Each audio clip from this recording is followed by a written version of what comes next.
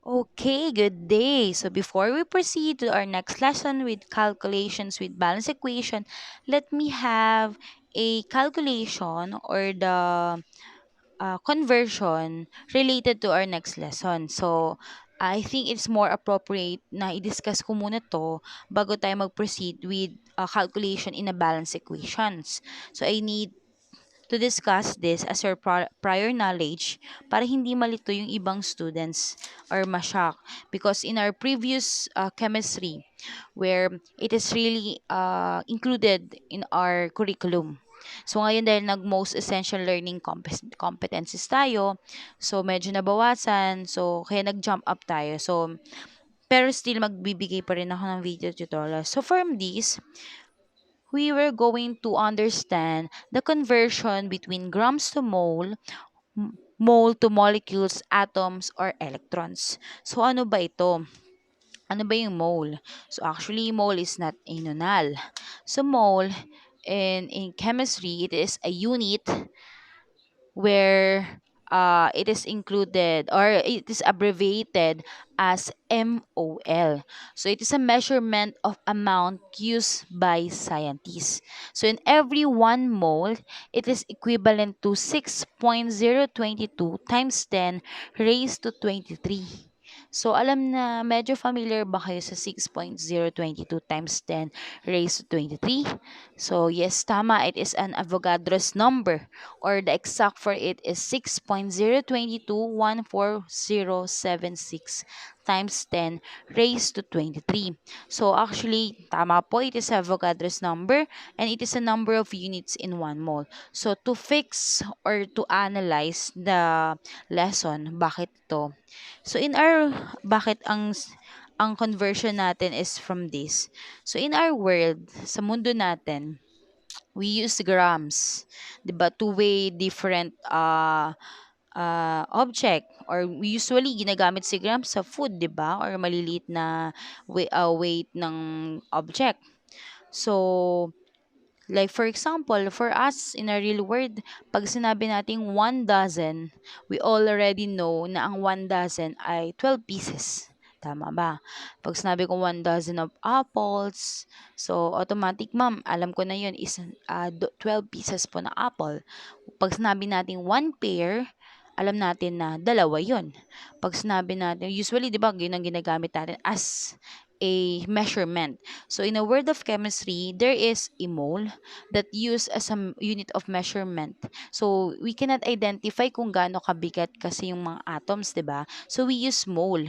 So, we all know that in every 1 mole, meron siyang 6.022 times 10 raised to 23. So it is a units. It can be maybe of electrons, molecules, ions, depending sa nature ng substance or character of the reaction. So you may go further with the discussion if you want with the Avogadro's number. So let us have a prior knowledge. Now, from this, we have the grams to mole, then mole to molecules. I have prepared a conversion na medyo madaling ma-memorize at matandaan at pwedeng isulat na sa papel once na na-meet natin yung conversion na to. So we have grams to mole to molecules, atoms, and electrons. So I have prepared a 3 sets of problems. We are going to convert the problem from grams to mole or mole to molecules, atoms, or electrons. Is it the same? So, as you can see, merong mga nakasulat dyan sa between arrow. So, it means from, if you're going to convert from grams to mole, sabi niya divide, we're going to divide. Okay? But if it is mole to grams, we will multiply.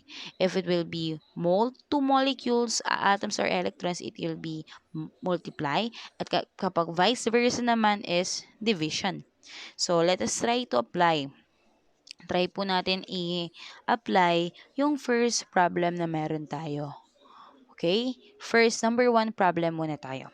It says here, the problem is how many moles are there in 24.0 grams of iron fluoride? So, see, sometimes this formula or this is written by uh, name. Tapos, i-convert daw natin into formula. Pero this time, naka-formula na siya. Okay? So, ang hinahanap dito, sabi niya, ilang moles daw ba ang meron sa 24 grams ng iron fluoride.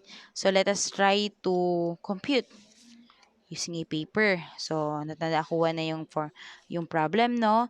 So, first thing na gagawin po natin is to write the given. Okay? Sulat po natin yung given.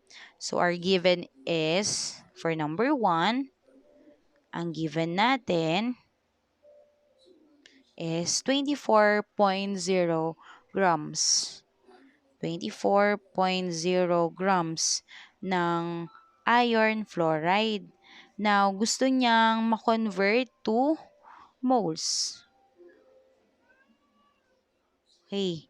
So, we need to convert grams to moles. So, kunin natin yung ating conversion. So, sabi, grams to mole. So, we're going to use the division. Now, next, saan natin siya i-divide? Saan natin i-divide si 24 grams?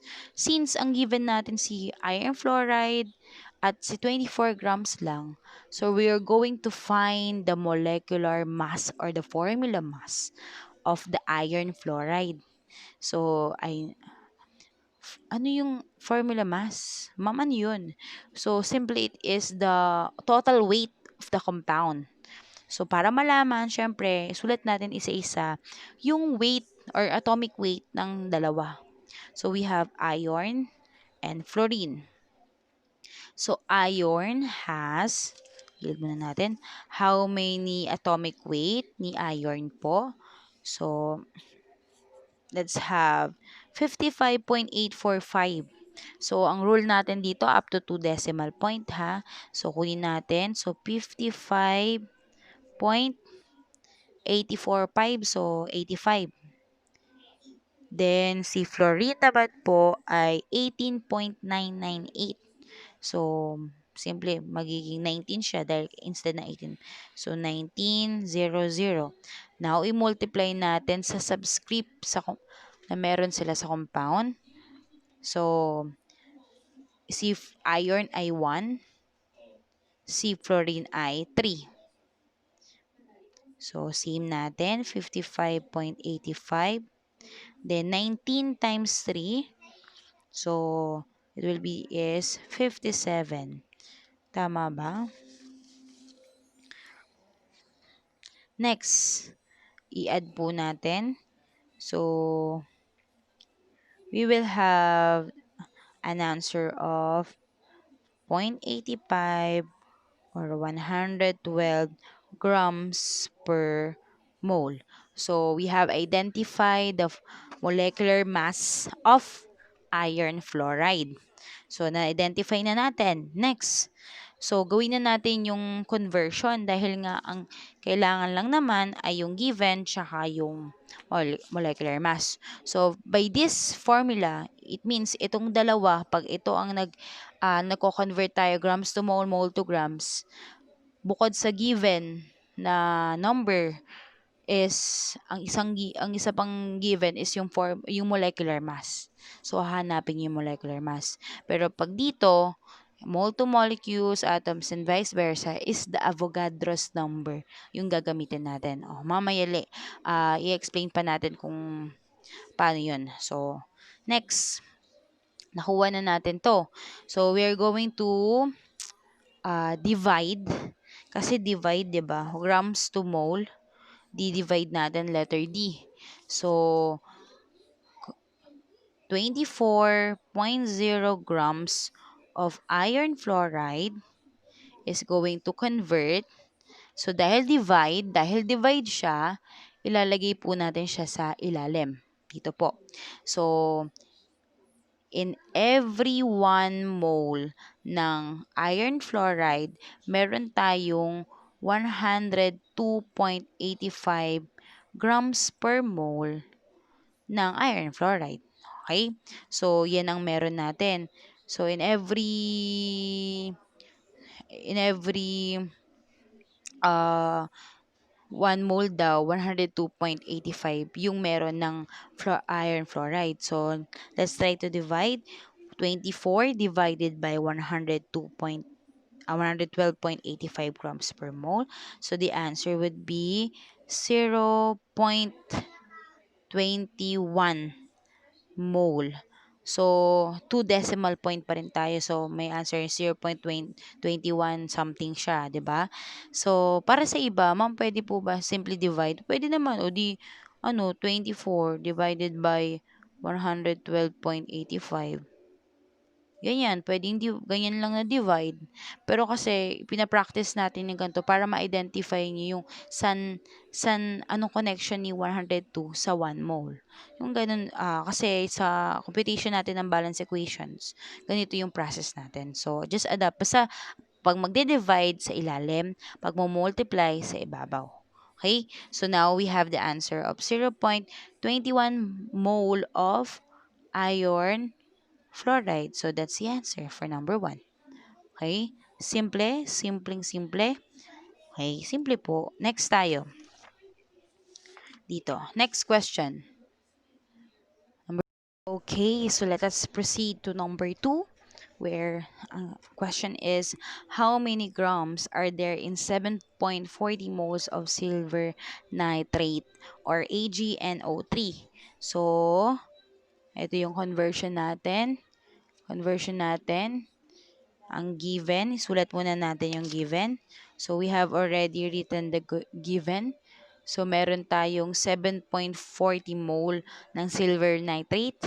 It needs to convert to grams. So, sinulat na natin.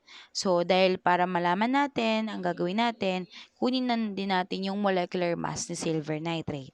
Where, kinuha natin si silver, nitrogen and oxygen. So, 107, 14, 16 times 1 sa kanilang mga subscript and times 3 sa oxygen. We will come up with this molecular mass which is 169.88 grams per mole. Now, anong gagawin natin? Dahil ang given po natin is ang given po natin ay mole papuntang grams. So, mole papuntang kay grams. Mole papuntang grams. So, multiply. So, sometimes I usually use kapag mole ang given at i-convert siya, it's either to grams or to Avogadro's or molecules. Laging multiply. Kasi tinatanda ko M for mole and multiply. So, multiply natin siya. So, pag multiply, sa taas natin ilalagay yung value ng molecular mass natin. So, kaya 7.40 mole of silver nitrate times 169.88 grams per mole over 1 mole. Okay, it represents na in every 1 mole ng silver nitrate, meron siyang 169.88 grams per mole. Now, nung minultiply natin, ang sagot po natin ay 1,260. So, dahil magiging cancel na si mole, ang matitira ay si grams. Grams of what? Silver nitrate. So, paki-kompleto po lagi yung ating unit plus yung kung anong compound yung hinahanap. So, yun yung grams na meron in every 7.40 moles ng silver nitrate. So, we are done with this number 2. Now, ito yung medyo madugo kasi medyo mahabang computation. The last problem. Okay? Ito, last problem. So, the question is, how many molecules are there in 122 grams of nitrogen dioxide? So, ang given ay molecules. Kunin natin. Ang given ay molecules. Gusto niyang i-convert. Ang given ay grams. Sorry ha. Given ay grams. At papunta kay molecules. So, anong gagawin natin? Grams? Wala namang computation or formula ng grams papunta kay molecules ng one way. It means, kailangan nating i-convert yung unit natin na grams papunta muna kay mole kasi as one group at papunta dun sa pinaka-smaller unit na which is molecules. Okay? So, daan muna tayo grams to mole. Walang shortcut. Grams to mole muna, then mole to molecules. Okay? Kaya medyo mahaba siya. So, let's go with writing their given. So, ang given natin, ito yung first step ha. Given natin is 122 grams of nitrogen dioxide. So, ang una natin gagawin, dahil grams to mole muna. Sulat natin, we need to have grams to mole. So, pag grams to mole, anong gagawin natin? Divide. So, kunin muna natin ang molecular mass ni nitrogen oxide. So, si nitrogen ay 14.01. Si oxygen ay 16. I-multiply natin sa subscript. 1 kay nitrogen, 2 kay oxygen. So, we have 14.01 o 16 times 2, we will have 32. Then, itotal natin, we will have 46.04 grams per mole. Ayan yung ating molecular mass ng NO2. Now, compute na natin. So, gagawin natin ay divide ha. So, in every 122 grams of nitrogen dioxide, so divide, so nasa baba yung unit. So, in every 1 mole ng nitrogen oxide, meron tayong 46.04 grams nito. So, 122 divided by 46.04, so magiging sagot ay 2.65 mole abbreviated natin ng NO2. Okay, tapos na. Siyempre, hindi pa kasi yan pa lang yung grams to mole. Kailangan pa natin siyang i-convert from mole to molecules kasi ang hinahanap ay how many, ay kita ba, how many molecules. Okay? So, ito yung step 2 natin. And last, kukunin natin yung given na 2.65 mole ng NO2. So, dahil mole na siya, papunta naman siya sa last step natin na molecules. So, kunin natin, mole to molecules, multiply natin. Anong multiply natin, ma'am? Kasi nagamit na natin yung molecular mass. So, dito, sa part na itong dalawa, kung itong dalawa, ang ginamit natin ay molecular mass,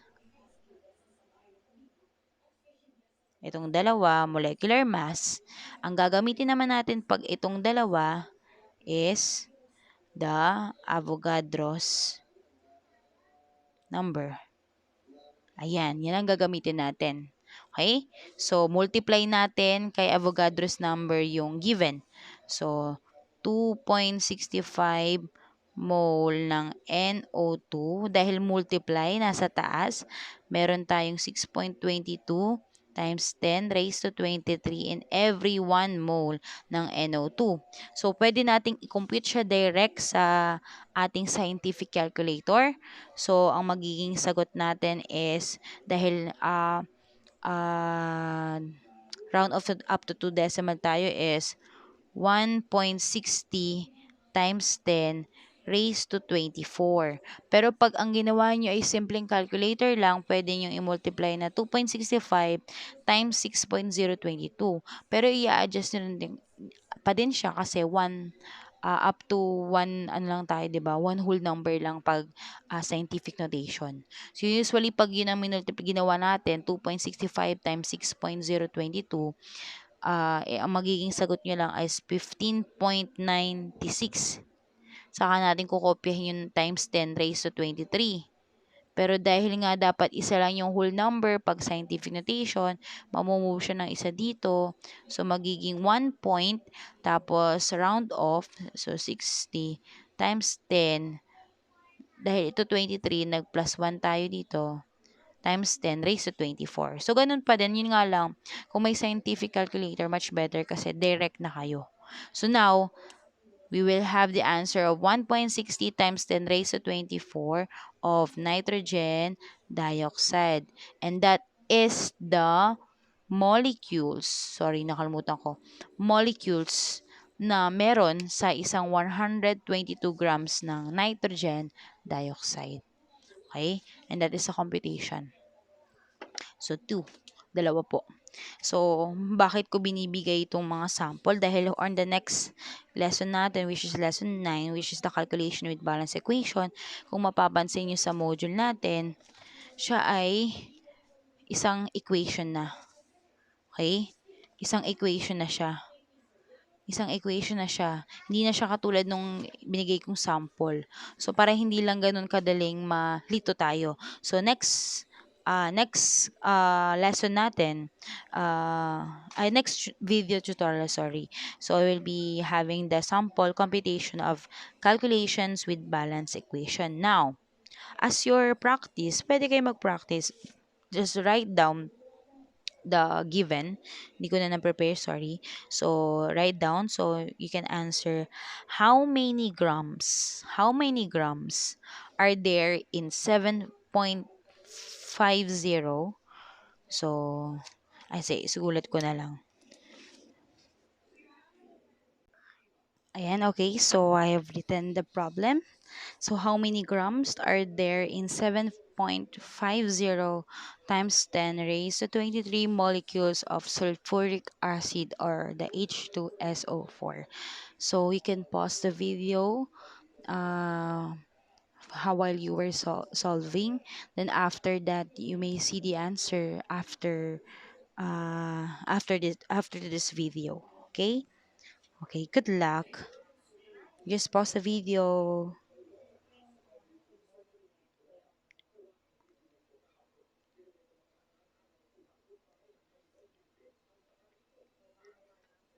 Okay, so let us see if you got the correct answer.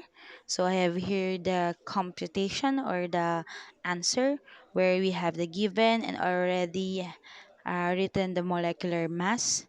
Then dahil siya ay molecules 2 grams, so alam natin na magdadaan siya sa matagal na molecules, dadaan sa mole papuntang grams. So first is molecule to mole, ayan. So the answer is 1.25 mole of sulfuric acid. Second is mole to grams. We have multiply it. Then the answer is 122.6 grams of sulfuric acid. If you got it correct, then congrats. So you are ready to the next step. If not, so just repeat the video and analyze saan nagkamali or anong problem dun sa computation. Just look at your computation. Maybe sometimes ang mali lagi is sa pagkuha ng atomic weight or pag-compute ng molecular mass or pag-multiply or mag-divide. Okay? So, congrats. So, let's have that for the next video of the calculations of with balance equation. God bless. Thank you.